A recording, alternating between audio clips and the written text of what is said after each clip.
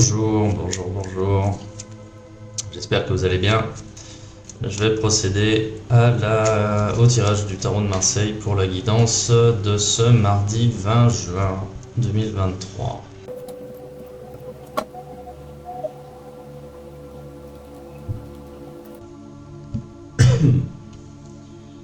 Très bien, donc une journée de mouvement, une journée de dynamisme, une journée justement où on peut avancer. Il y a vraiment de l'énergie qui ressort en fait de ce tirage, et vous êtes représenté ici par le chariot. Le chariot, c'est le mouvement, c'est le fait d'avancer, c'est aussi les succès commerciaux, les succès en affaires.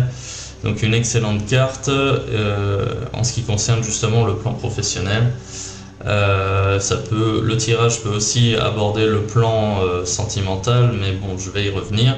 Toujours est-il qu'il y a du mouvement aujourd'hui, et on n'est plus dans la réflexion, on est vraiment dans l'action, le fait de faire avancer les choses. Voilà. En carte positive, j'ai l'impératrice à l'endroit, ce qui veut dire qu'on est sur une élévation sociale, une reconnaissance sociale, qui peut être lié justement à un gain d'argent. Ça peut être lié aussi au fait de séduire, au fait de justement d'être apprécié, d'être aimé, hein. Et du coup, c'est une carte qui rayonne. Vous êtes reconnu par votre entourage comme quelqu'un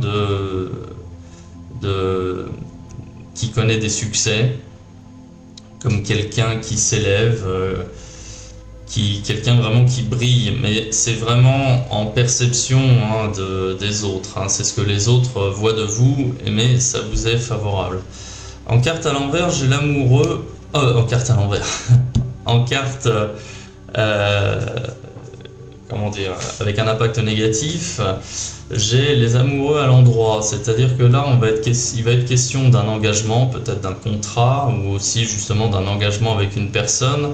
Seulement l'impact est négatif ici, enfin la carte a un impact négatif.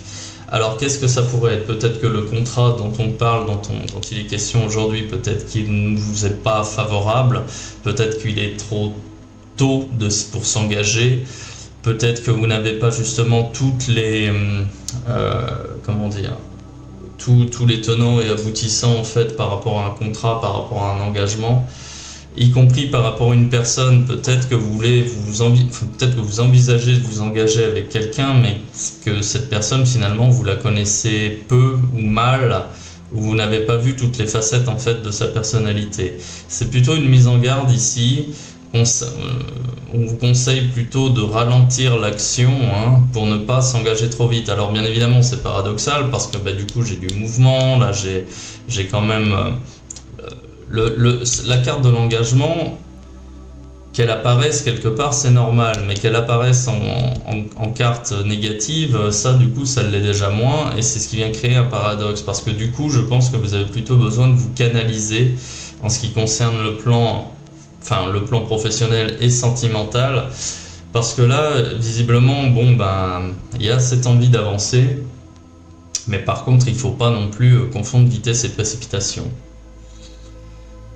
Sur le chemin à suivre de cette journée, j'ai la tempérance à l'envers. La tempérance à l'envers, c'est le fait d'avoir des frictions. La tempérance à l'envers, d'une part, la tempérance représente la renaissance, hein, mais là, comme elle est à l'envers, la renaissance ne vient pas tout de suite, ce qui vient vraiment faire écho à cette carte-ci. Par contre, n'hésitez pas à poser des questions qui fâchent, justement pour éclaircir cette carte-ci. Alors, vous allez devoir poser des questions qui fâchent, mais le but dans tout ça, c'est justement de pouvoir faire la lumière sur votre situation. Parce que là, quand il y a un contrat, bien évidemment, il y a deux parties. Là, j'essaie d'être le plus général possible, mais chacune des deux parties a sa vision et a compris... chacune des deux parties a sa vision, sa compréhension de la situation, et qui n'est pas forcément commune. Voilà. Et du coup, il faut pas hésiter à poser des questions bêtes, justement pour ne laisser placer aucun doute, pour ne laisser planer aucun doute quant à votre situation. Et la résultante, eh bien, j'ai la force à l'envers, c'est-à-dire que vous allez vous fatiguer justement avec des dialogues comme ça qui seront pas spécialement agréables, mais qui seront vraiment nécessaires. Si vous êtes un manager par exemple, eh bien, vous allez vous épuiser à répéter toujours les mêmes choses, mais justement pour expliquer votre vision à vos subordonnés. Si vous êtes en couple, eh bien, ça va être pareil. Vous allez devoir vous expliquer de façon à ce que l'autre personne vous comprenne. Vous savez, hein, dans la communication, il y a ce que l'on veut dire, ce que l'on dit, ce que l'autre entend et ce que l'autre comprend. Et parfois, à l'arrivée, il y a quand même des gros écarts. Voilà. Donc une journée qui ne devrait pas être ennuyeuse.